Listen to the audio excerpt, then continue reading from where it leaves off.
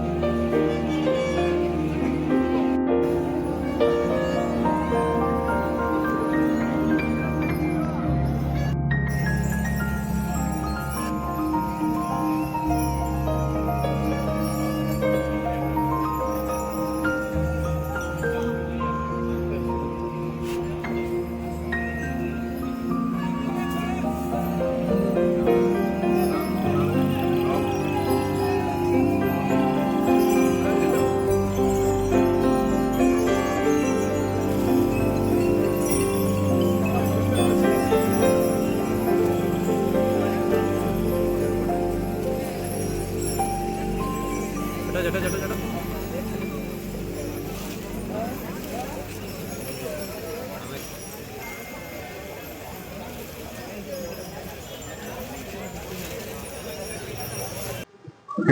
ശ്രീ കാർത്തികേയനി ക്ഷേത്രത്തിലെ എല്ലാ വർഷവും നടത്തി വരാറുള്ള ഗണപതി ഹോമവും ആനയൂട്ടും ഈ വർഷവും ഗംഭീരമായി തന്നെ നടത്തി.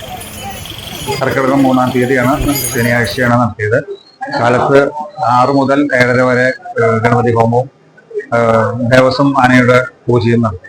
അതിനുശേഷം 9 മണിക്കാണ് നാട്ടിൽ നിന്നുള്ള 22ഓളം ആനകൾ വന്നിട്ടുള്ള അവയ്ക്കുള്ള ആനയൂട്ടും മറ്റു പരിപാടികളും നടത്തിയത്. അതെല്ലാം വളരെ ഗംഭീരമായിട്ട് നടന്നു. വളരെ സമാധാനപരമായിട്ട് തന്നെ പരിപാടികളെല്ലാം കഴിഞ്ഞു. നല്ല ജനത്തിരക്കായിരുന്നു. തിരൂർ പൂരത്തിന് വരുന്നതിന്റെ ഒരു 1/3 ഭാഗം ആൾക്കാരെങ്കിലും പരിപാടിക്ക് വന്നിരുന്നു. എല്ലാവരും സന്തോഷത്തോടുകൂടി തിരിഞ്ഞു. ആനകൾക്കും സന്തോഷമായി എല്ലാവരും പോയി.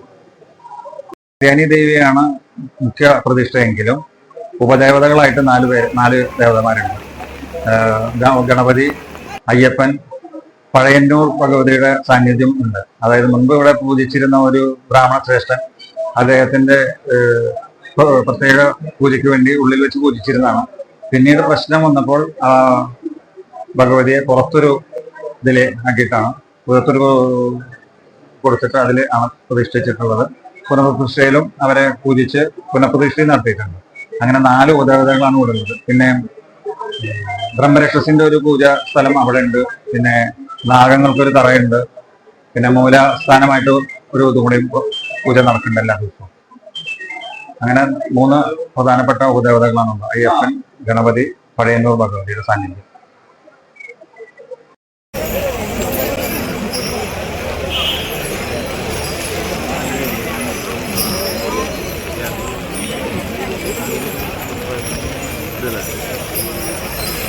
ചെറുതെങ്കിൽ